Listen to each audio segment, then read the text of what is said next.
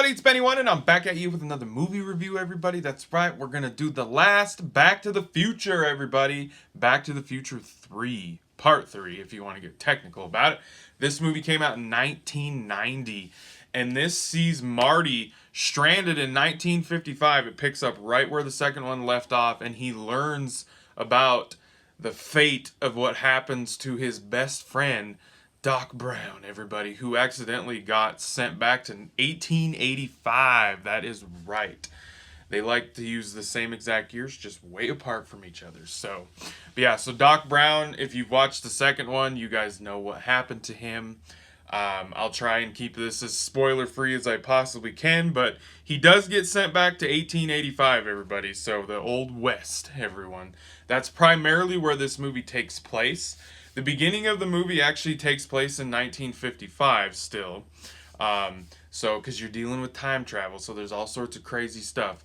And the thing that I love about this trilogy, before I really dive into this movie, is it really does tell one big story with all three movies, because they literally, all three of them pick up and, like, they end and pick up right where the other one left off. So that's what I love about the franchise in general, is it seems like it's one big solid movie, even though it's three of them. And they're all great movies. They are. They're all good movies.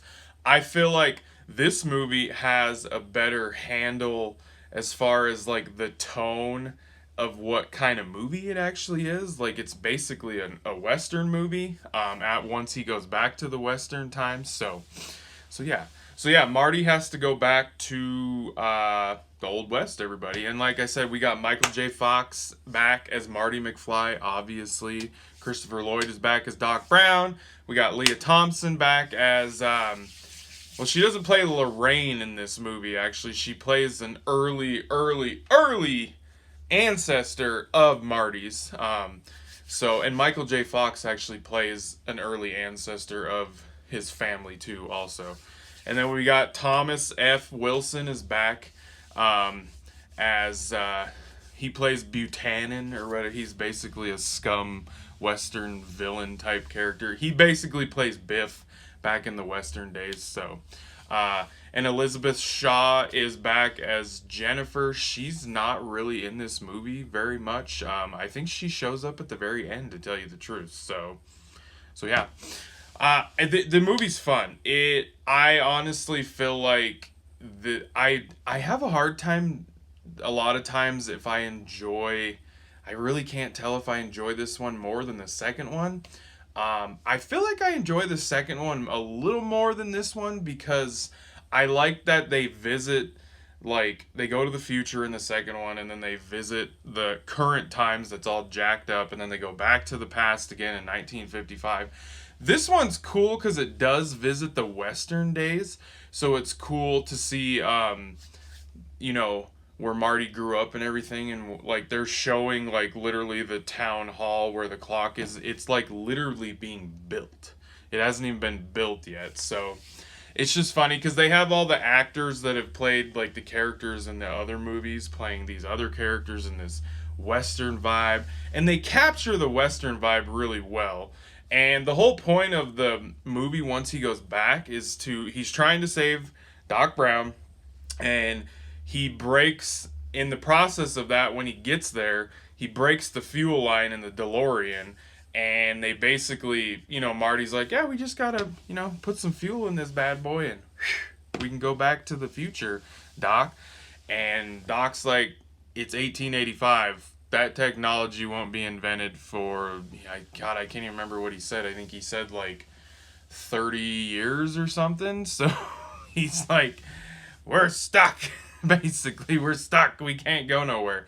So they kind of devise a plan that involves a train, which is a really cool, nice set piece for the third act of the movie, to get the DeLorean going 88 miles an hour to propel it, so they can go back to the future. So I honestly, the movie's fun, and like I said, this one has a better focus on the tone and everything, whereas the second one's kind of all over the place with the tone a little bit, especially in the middle. Like, the middle part of the second one got really dark. This one is more focused, kind of like the original one was, the first one. So As far as story-wise, I would say story-wise and flow and the tone, this movie is better than the second one. I think I do enjoy the second one more though. Like if I had to rank them, I probably would go the first one, the second one, and the third one. And it's not because they're bad. This one's a bad movie. Like I'm not saying the third one is a bad movie. It's just how I enjoy them. So, but yeah, it's a fun movie overall. The cast is great again. It's got lots of action. I don't find this one boring at all. It's just, and it's a great conclusion to the trilogy. The way that the trilogy ends, there's just something really cool that happens at the end of this movie that involves the DeLorean, Doc Brown, obviously, and Marty and Jennifer. It's just, there's a really cool scene at the end of this movie. I'm not going to tell you anything about it. I just like where they left it off. Like, it just felt like we started off in the first one and we went on this little ride, this journey through 3 movies, and it was a great ending to a trilogy. So, this is one of the best trilogies that has ever been made, in my opinion. So, I'm going to give this one an 8 out of 10. It's the same score as the second one. Like I said, some days I might enjoy this one more than the second one. Some days I might not. So, yeah, guys, 8 out of 10 for Back to the Future 3, everybody. I hope you guys enjoyed that review. Thanks for watching. I appreciate it. If you're new to the channel, subscribe. I appreciate it. Like the video, everybody. You guys all rock. You guys know that. You're awesome. It helps my channel out a lot. And I'll be catching you on the tubulators because I have spoken.